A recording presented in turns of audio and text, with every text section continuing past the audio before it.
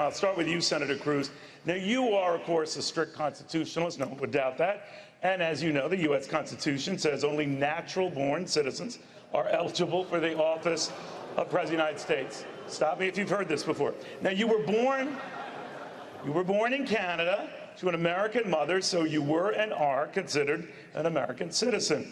But that fellow next to you, Donald Trump, and others, have said that being born in Canada means you are not natural born, and that has raised questions about your eligibility. Do you want to try to close this topic once and for all tonight? Well, Neil, I'm glad we are focusing on the important topics of the evening.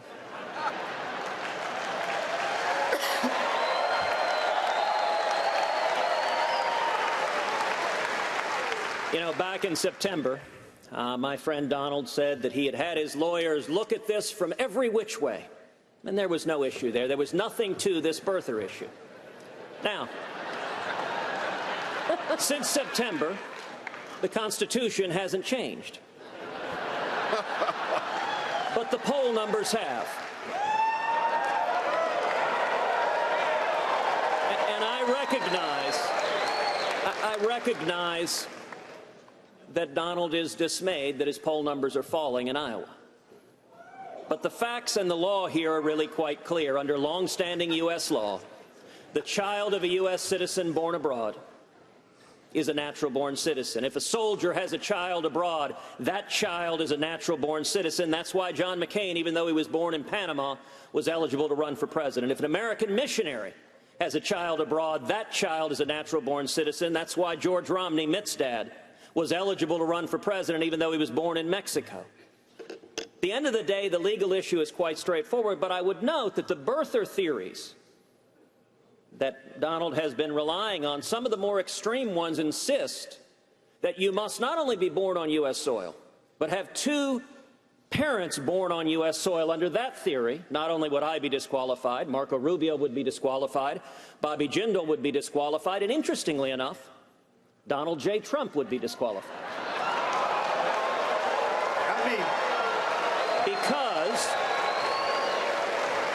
Because Donald's mother was born in Scotland.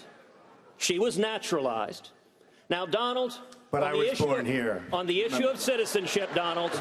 Big difference. On the issue of citizenship, Donald, I'm not going to use your mother's birth against you. Okay, good. Because it wouldn't work. You're an American, as is everybody else on this stage, and I would suggest we focus on who's best prepared to be commander-in-chief, because that's the most important question facing the country. Mr. Trump, did he address that? Did you raise this because of his rising poll number? Well, let me just tell you something, and you know because you just saw the numbers yourself. NBC Wall Street Journal just came out with a poll. Headline, Trump way up, Cruz going down. I mean, so don't, so you can't, they don't like the Wall Street Journal, they don't like NBC, but I like the poll. And frankly, it just came out. And in Iowa now, as you know, Ted, in the last 3 polls, I'm beating you. So, you know, you shouldn't misrepresent how well you're doing with the polls. You don't have to say that. In fact, I was all for you until you started doing that, because that's a misrepresentation. Number one. Number two, this isn't me saying it. I don't care. I think I'm going to win fair and square. I don't have to win this way. Thank you. Lawrence Tribe and numerous from Harvard, said that there is a serious question as to whether or not Ted can do this, okay? There are other attorneys that feel, and very, very fine constitutional attorneys, that feel that because he was not born on the land, he cannot run for office. Here's the problem. We're running. He does great. I win. I choose him as my vice presidential candidate, and the Democrats sue because we can't take him along for the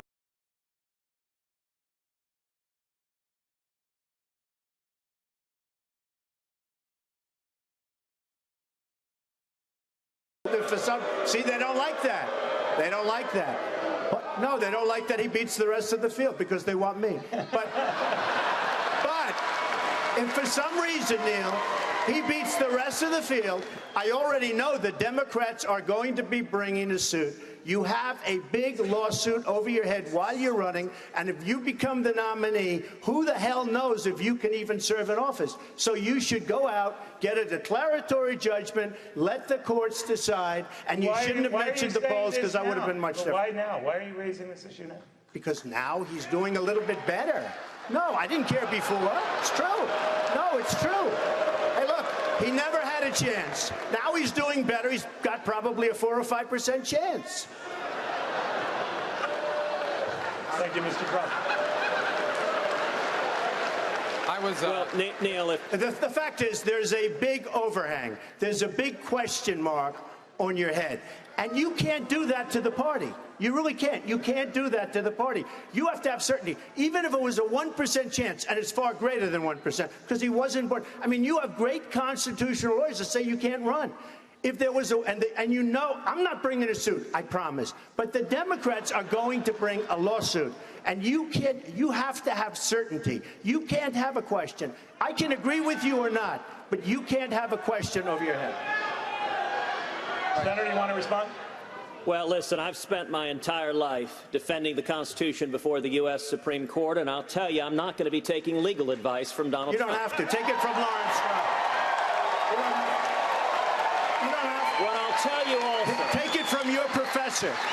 What I will Take tell it from you your own also, professor. If I can tell you one thing. chances of any litigation proceeding and succeeding on this are zero. It's now, wrong. Mr. Trump It's wrong. is very focused on Larry Tribe. Let me tell you who Larry Tribe is.